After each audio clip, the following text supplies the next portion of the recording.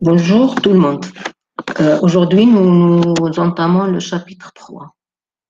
Donc, comme de coutume, on va faire un petit retour en arrière pour vous rappeler ce qu'on a fait dans le chapitre 2.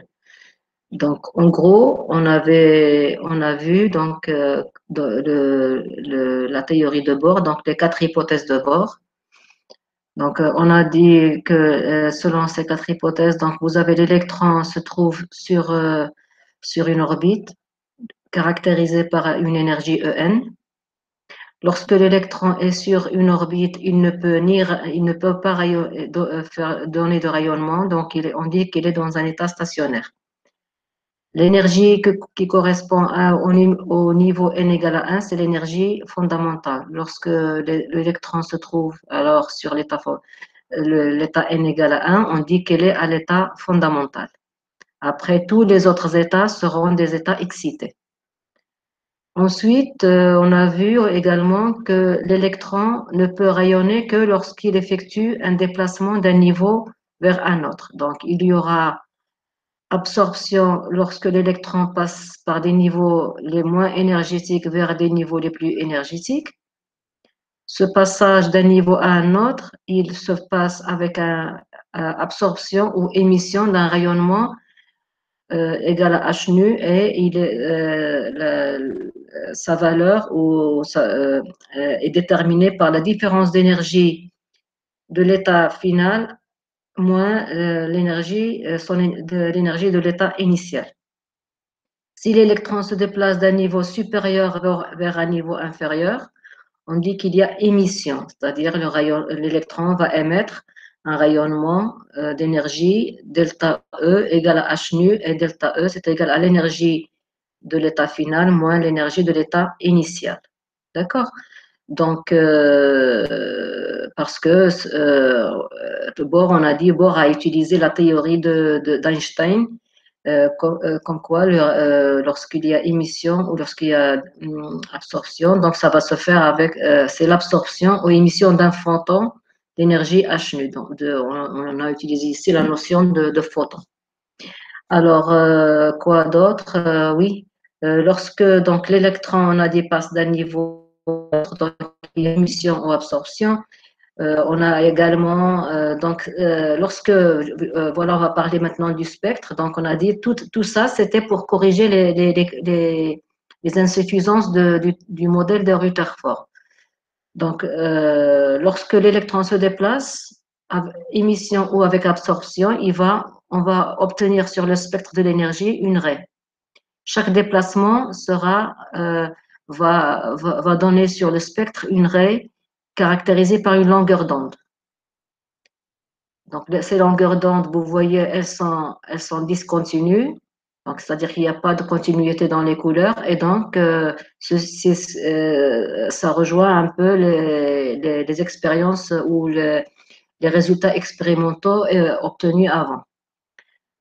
D'autre part, le fait de dire que lorsque l'électron se trouve sur un niveau ou dans un état N, il n'y a pas de rayonnement. Ça va corriger le problème du modèle de Rutherford qui disait que lorsque l'électron tourne autour de l'électron, il rayonne sans arrêt et donc à force, il perd de l'énergie et par suite, il va se retrouver sur le noyau. Donc, c'est la théorie de Bohr va corriger les insuffisances de Rutherford, mais malgré ça, même le modèle de Bohr, on va voir, va présenter quelques difficultés.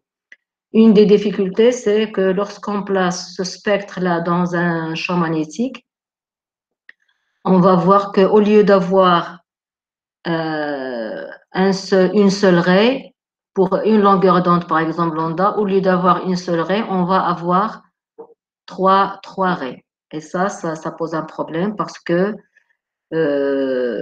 pour nous, il y a qu'une seule énergie et donc une seule raie. Alors, Bohr avec Sommerfeld vont expliquer ce phénomène et ils vont dire, en fait, il y a un dédoublement ou éclatement du niveau d'énergie ici. Au lieu d'avoir un, on a trois, parce qu'en fait, l'électron, lorsqu'il est sur une couche, à l'intérieur de cette couche, en fait, il y a une sous-couche. Et cette sous-couche-là, elle est caractérisée par un nombre quantique, un nouveau nombre quantique appelé L.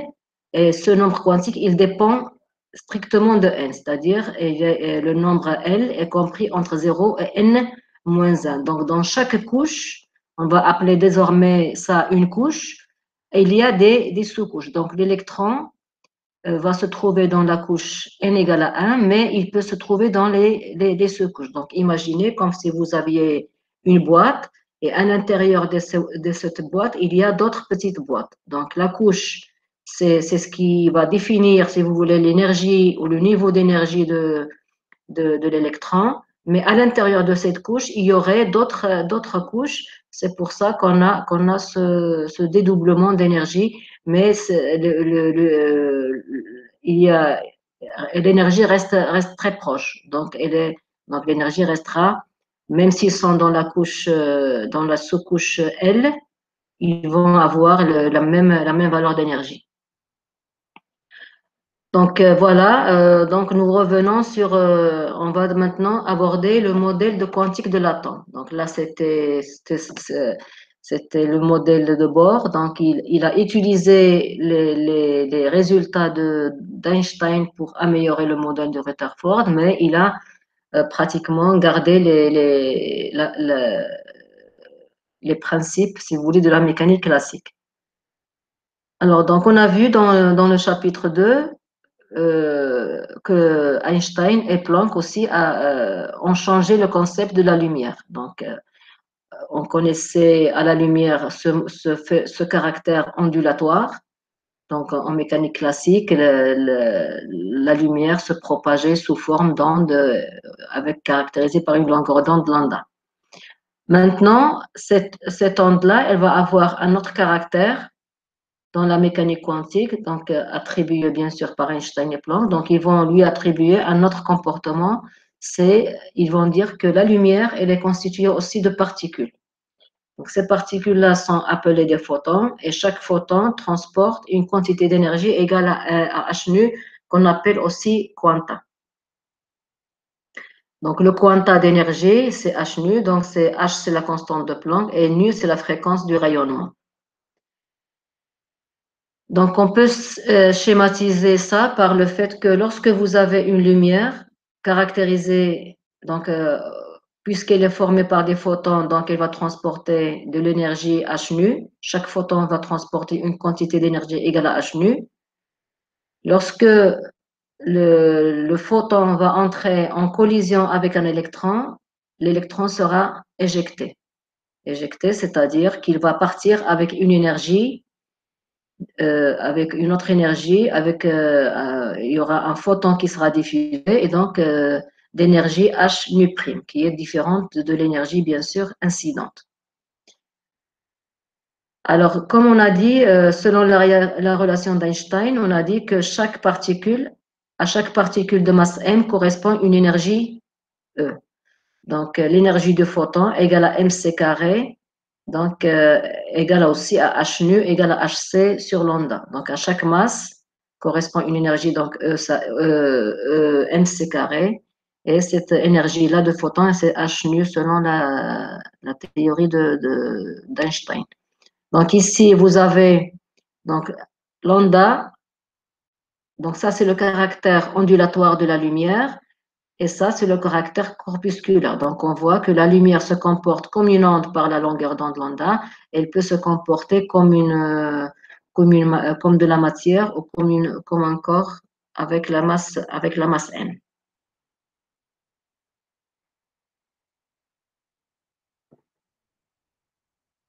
Donc, vu que la lumière, donc, on a vu, donc ça veut dire que la lumière a un double aspect.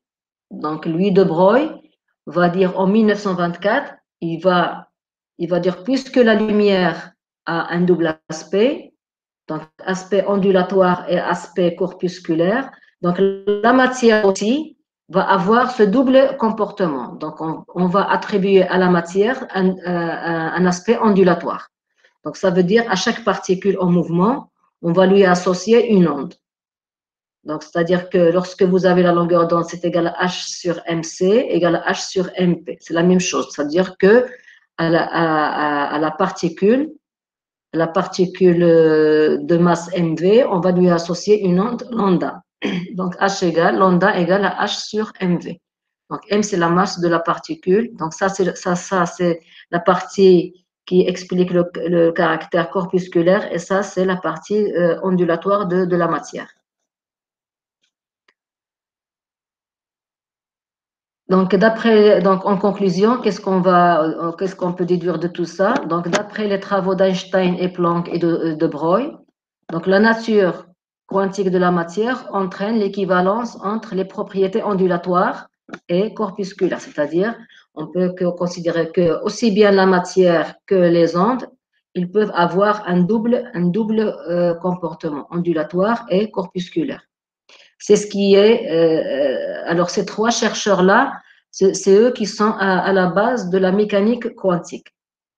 Donc, avant d'aborder la mécanique quantique, c'est-à-dire ce que c'est la mécanique quantique, donc on va présenter quand même un principe qui est la base, si vous voulez, de la mécanique quantique. C'est un principe fondamental de cette théorie, c'est le principe d'Heisenberg. On va donner l'énoncé du principe. Alors, le principe, qu'est-ce qu'il dit? Donc, donc ça veut dire, ici, vous lisez, il est impossible, on ne peut pas déterminer avec exactitude, c'est-à-dire avec certitude, à la fois la vitesse et la position d'une particule en mouvement. C'est-à-dire, si vous avez une particule qui est en mouvement, on ne peut pas déterminer avec certitude et en même temps sa position et sa vitesse. Alors, ce principe se traduit par cette relation delta x, delta p supérieur ou égal à h sur 2pi.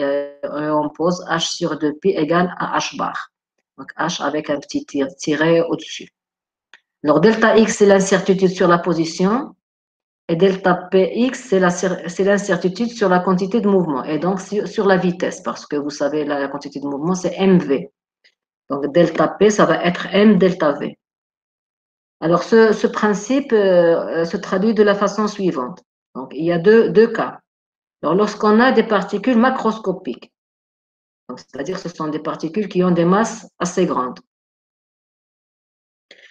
Dans ce cas-là, on va déterminer avec précision la position et la quantité de mouvement. Donc, vous avez la masse est très grande, H sur 2 pi m va tendre vers 0 et par suite, delta x, delta v est presque égal à 0. Donc, ça veut dire qu'on peut déterminer avec certitude la position et la quantité de mouvement. Donc, ici, on retrouve les principes de la mécanique classique. Donc, la position et la quantité de mouvement sont déterminées avec précision. Donc, dans la mécanique classique, on n'a pas de problème. Lorsque nous avons une particule, on peut à la fois déterminer où elle se trouve et avec la vitesse avec laquelle elle se déplace. Par contre, pour les particules qui ont de très faibles masses, comme l'électron par exemple, ce rapport H sur 2πm devient très grand. Ça veut dire, donc ça veut dire delta X, delta P devient très grand. Donc, si on détermine avec précision la vitesse, donc si on détermine la vitesse de l'électron, l'incertitude sur la position reste très grande. Ça veut dire qu'on ne peut pas avoir à la fois la position et la vitesse de l'électron. Donc, si on détermine l'une des grandeurs, l'autre reste indéterminée. Donc ça veut dire quoi? Donc ça veut dire que la mécanique classique n'est pas applicable aux particules microscopiques. C'est-à-dire que lorsqu'on veut appliquer les principes de la mécanique classique sur des particules microscopiques, ça pose problème. Et c'est là où se trouve le problème de la théorie de Bohr. Donc, alors, on va représenter un objet quantique. Donc, l'objet quantique, c'est-à-dire les particules microscopiques. On ne va pas les représenter par des valeurs scalaires comme la vitesse, la position, etc., mais par une fonction décrivant sa distribution spatiale. Donc, je m'explique. Donc maintenant, puisque le principe de la mécanique classique ne s'applique pas aux particules très fines, microscopiques, donc pour ces particules-là, on ne va plus parler de position, vitesse, etc. Donc toutes les notions qu'on pouvait appliquer à la particule macroscopique, on ne peut plus les appliquer aux particules microscopiques. Donc pour ces particules-là, on va parler plutôt d'une fonction d'onde. Donc, on va appeler fonction d'onde. Donc, ça sera une fonction qui va décrire la distribution spatiale une description spatiale, c'est-à-dire c'est une fonction qui va renformer toutes les informations qu'on a besoin de savoir sur la particule. Donc, on ne va plus parler de position, vitesse, etc., mais on va définir pour la particule microscopique une fonction d'onde et cette fonction d'onde va contenir toutes les informations qu'on veut savoir sur la particule.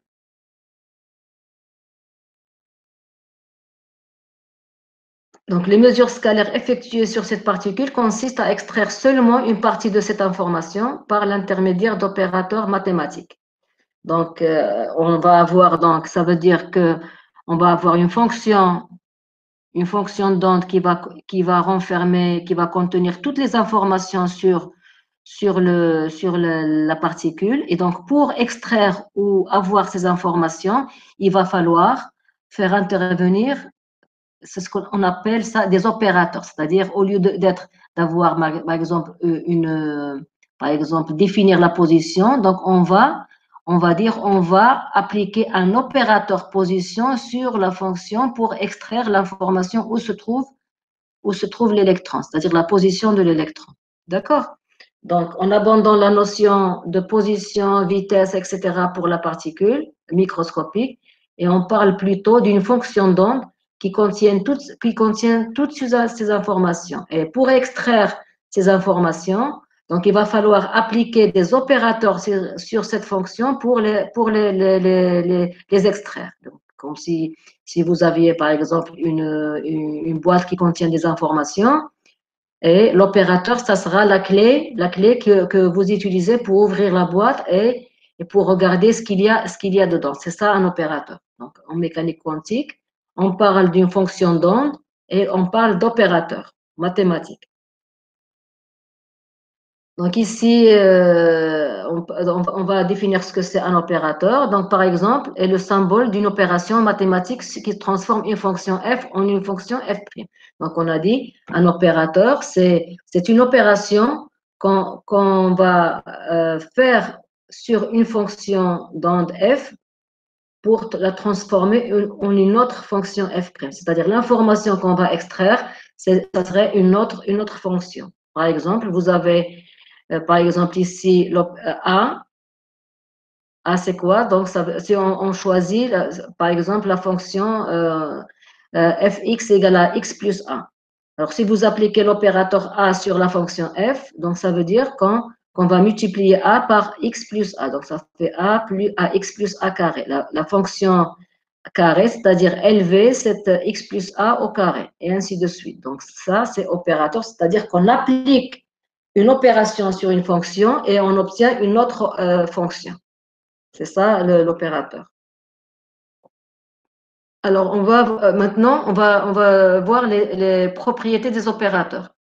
Alors, on dit que l'opérateur A est linéaire lorsque vous appliquez A sur alpha F plus bêta G, vous obtenez alpha AF plus bêta AG. Il y a la commutativité aussi, donc ACF égale à CAF.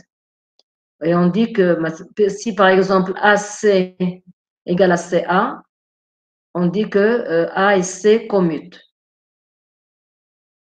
Et lorsque ce produit-là est différent, cette différence est différente de 0, on dit que AC ne commute pas.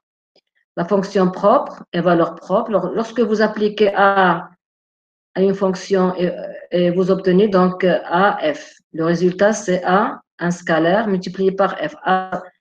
F, A, c'est l'opérateur. F, c'est la fonction propre de l'opérateur A, et A, c'est sa valeur propre de A. Donc, voilà, donc ça, ce sont des notions de mécanique quantique. Alors, à votre niveau, c'est juste savoir, parce qu'on aura besoin on va utiliser quelques propriétés qu'on vient de voir pour pour l'équation de Schrödinger. Donc, il est quand même utile que vous sachiez ça maintenant, parce que plus tard, parce que vous allez en S5, vous avez la chimie théorique et là, vous allez étudier ces opérateurs-là avec beaucoup plus de plus détaillé, avec plus de détails. Donc, vous avez ici, donc là, c'est juste des rappels, pour vous mettre un peu dans le bain des équations d'onde. Alors maintenant, la fonction d'onde. Alors, c'est quoi une fonction d'onde? Donc, on a dit tout à l'heure, la fonction d'onde, c'est une fonction. Donc, on va dans la mécanique quantique, on va plus parler de l'électron se trouve ici ou là ou avec une vitesse v, etc. On va parler d'une fonction d'onde. Alors, c'est une fonction d'onde, elle va contenir toutes les informations qu'on a besoin de savoir sur la particule. Donc, c'est l'un des concepts fondamentaux de la mécanique quantique. Donc, c'est là, parce que la mécanique quantique, elle est fondée sur ce concept-là de fonction d'onde. Donc, au mouvement de l'électron, on va associer une fonction d'onde notée psi. Alors, psi de x, y, z à l'instant t. C'est-à-dire, la fonction psi va dépendre des coordonnées de l'espace x, y et z. Alors, cette fonction d'onde est une fonction mathématique. Elle peut être positive, négative, réelle ou complexe. Elle n'a aucune signification physique, mais cette fonction-là contient toutes les informations qu'on a besoin de savoir sur l'électron. Donc, si on veut avoir une fonction d'onde avec le temps, donc ça va être phi, x, y, z et t. Et ici, on peut séparer les paramètres x, y, z, spatial, donc les paramètres spatiaux avec le paramètre du temps. Donc, ça va être égal à une fonction psi de x et f de t. Et donc, il a été montré que cette fonction-là, c'était égal à psi x, y, z, e, i, oméga de t. Et oméga, c'est la pulsation. Donc ça, je vous donne comme ça des définitions. Vous n'avez pas besoin de savoir d'où ça vient. C'est juste que vous sachiez l'expression de la fonction d'onde en fonction du temps et la fonction d'onde spatiale. Alors, l'importance de cette fonction d'onde, alors l'utilité ou bien son utilité, c'est que son carré va nous donner où peut se trouver l'électron. Parce que, comme je vous ai dit, lorsqu'on a étudié la mécanique classique, la théorie de Bohr, ça veut dire qu'à ce moment-là, l'étude du mouvement de l'électron consistait, on cherchait où se trouvait l'électron, avec donc sa trajectoire, etc.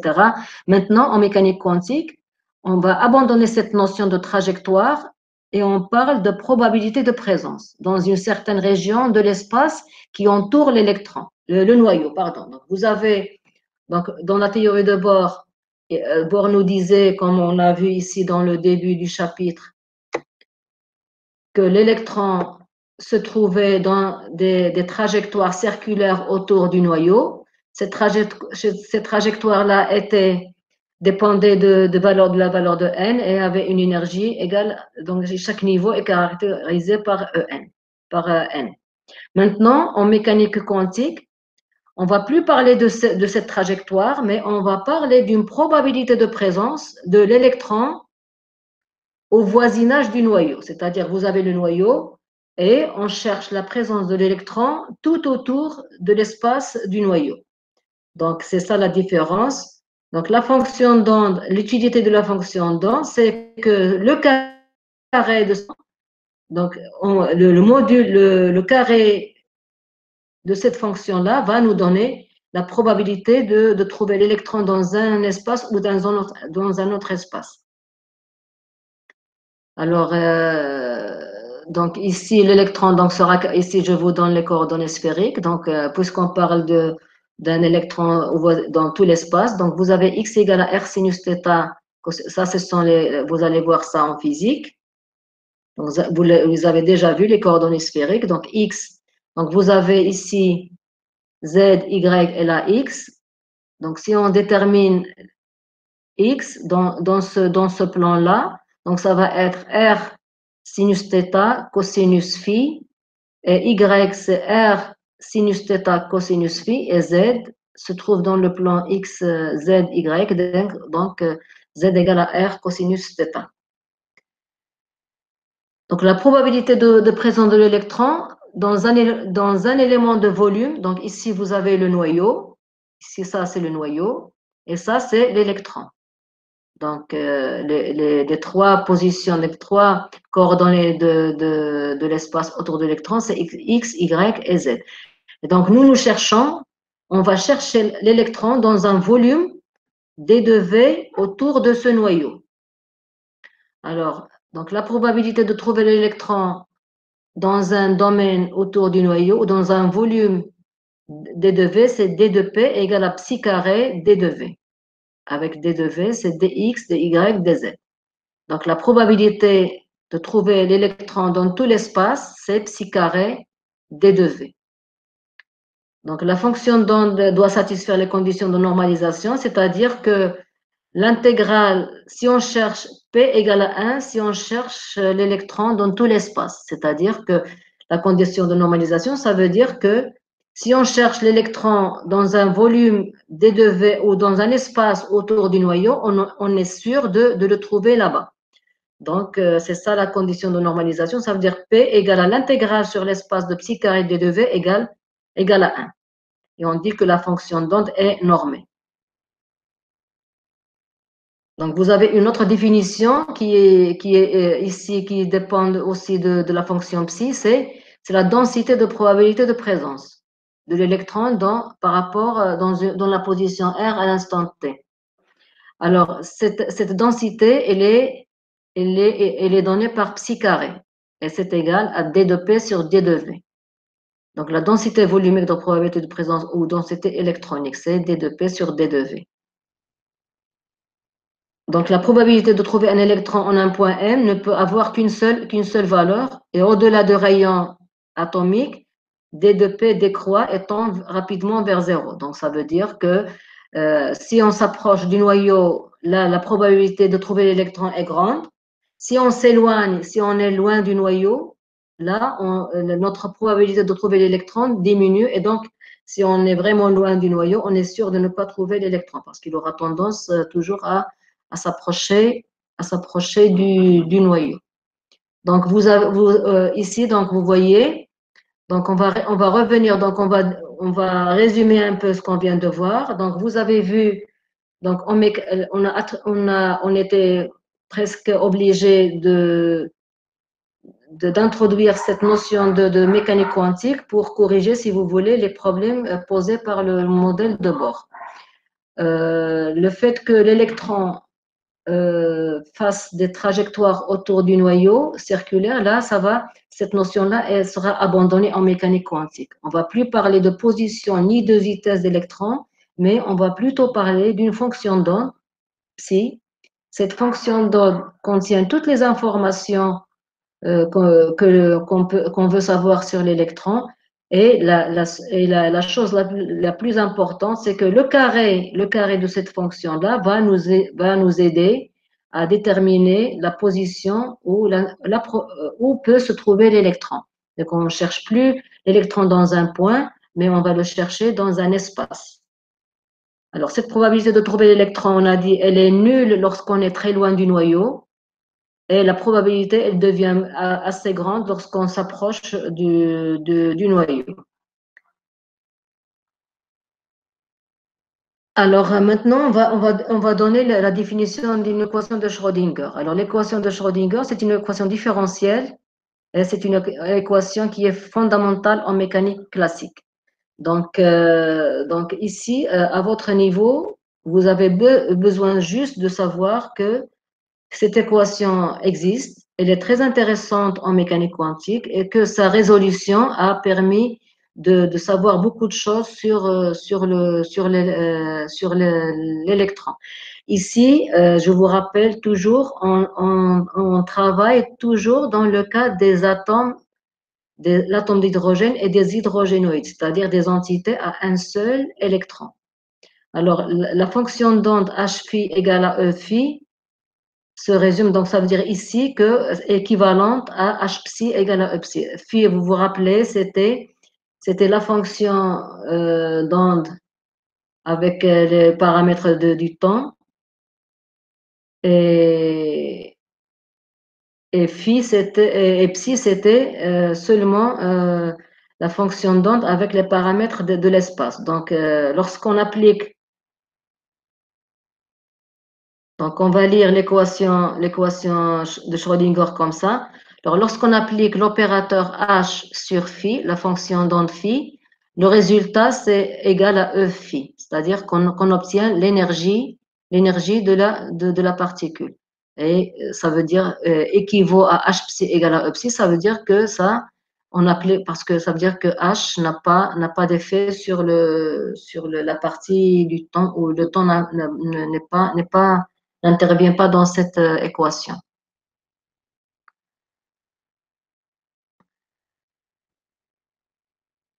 Alors, donc, H, on appelle H l'opérateur hamiltonien. Alors, donc, ici, on va définir les équivalents, les équivalents des opérateurs, pardon, on va donner l'équivalence entre les grandeurs classiques déterminés dans la mécanique classique et leur équivalent en mécanique quantique. Donc, on a dit en physique classique, vous avez des grandeurs comme la vitesse, la position, quantité de mouvement, etc. Et ici, on va voir quelle est leur équivalence en mécanique quantique. Alors, lorsqu'on parle de position en mécanique classique, donc déterminée par X, donc en mécanique quantique, on va parler d'opérateur X. Le temps, c'est pareil. Le temps, c'est l'opérateur temps. Ici, la quantité de mouvement, Px égale à mv. Donc, lorsqu'on déplace le long de l'axe X, la quantité de mouvement de la particule est égale à mvx, c'est-à-dire la vitesse de la particule sur l'axe X. En mécanique quantique, pardon, l'opérateur Px est égal à h bar à h sur 2 pi la dérivée par rapport à x de la fonction psi. Donc, on a dit tout à l'heure h 2 pi c'est égal à h bar. Donc, c'est h bar sur i la dérivée par rapport à x. L'énergie cinétique. En mécanique classique, c'est égal à 1 demi mvx carré. En mécanique quantique, l'énergie cinétique, c'est moins h bar carré sur 2m, la dérivée seconde par rapport à x. L'énergie potentielle, V, c'est égal à kx carré sur 2. En mécanique classique, en mécanique quantique, c'est kx carré sur 2. Donc ça, c'est un peu les équivalences entre les grandeurs en mécanique classique et en mécanique quantique. Alors, dans le cas où le système évolue avec le temps, alors donc, donc l'opérateur, on va définir l'opérateur hamiltonien H égale à H bar sur I la dérivée par rapport au temps. Donc, si on va appliquer cet opérateur AH sur la fonction phi, on va avoir H phi égale donc H bar sur I, la dérivée par rapport au temps de la fonction phi. L'énergie totale du système, c'est l'énergie cinétique plus l'énergie potentielle. Donc, en mécanique quantique, donc H bar, l'opérateur H bar, c'est égal à T plus V, c'est-à-dire l'énergie cinétique plus l'énergie potentielle, parce qu'on a dit l'énergie cinétique, c'était égal à T. En mécanique classique quantique, on l'a noté T, et l'énergie potentielle est toujours notée opérateur V. On a vu que T, l'opérateur énergie cinétique, était égal à moins H bar sur 2m, la dérivée seconde par rapport à x, par rapport à y et par rapport à z. Ce terme-là, on l'appelle le Laplacien. Donc t, l'opérateur t, c'est égal à moins h bar carré sur 2m delta. Donc si on remplace h par sa valeur, donc t plus v, phi égale à h bar sur i, d rond de phi sur d rond de t. Cette équation admet des solutions où les variables d'espace x, y et z et les variables du temps sont séparées. Donc on va remplacer cette fonction phi par une fonction psi qui dépend de x, y, z et une fonction du temps est égale à e i oméga de t.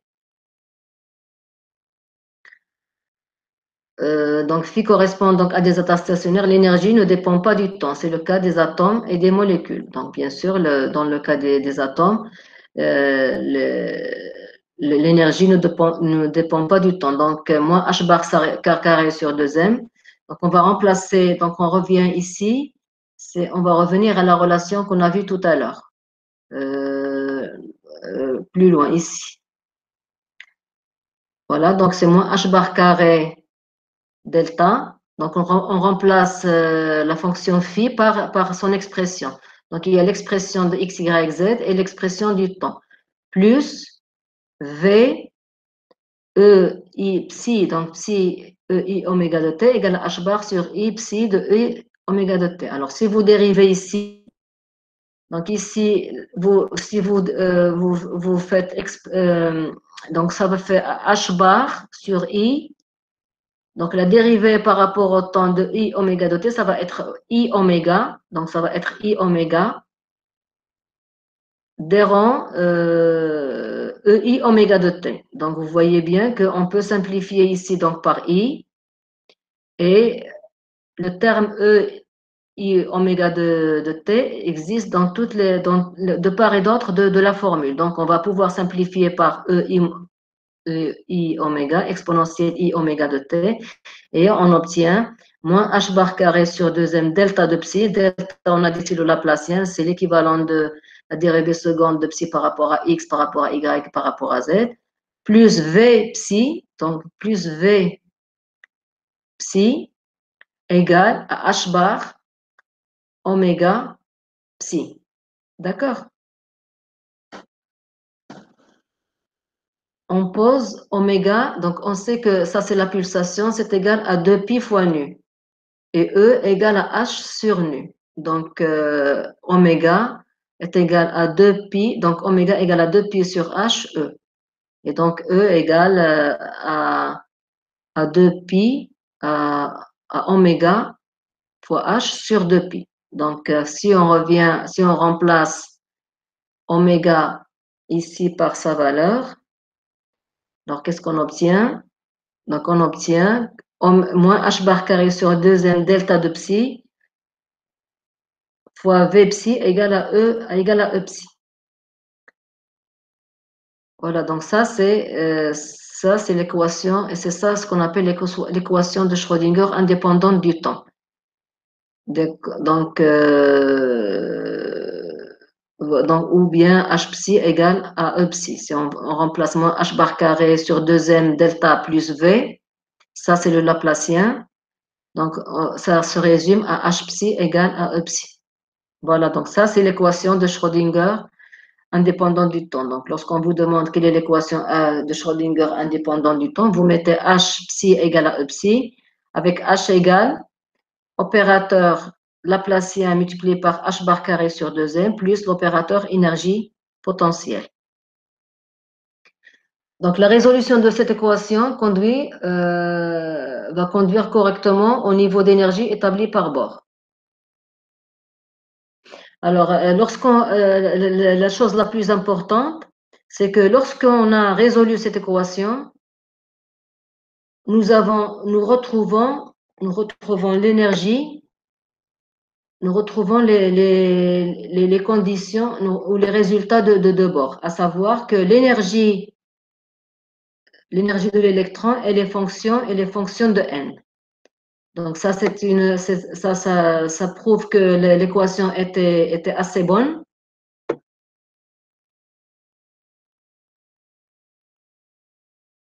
Donc là, on était arrivé ici.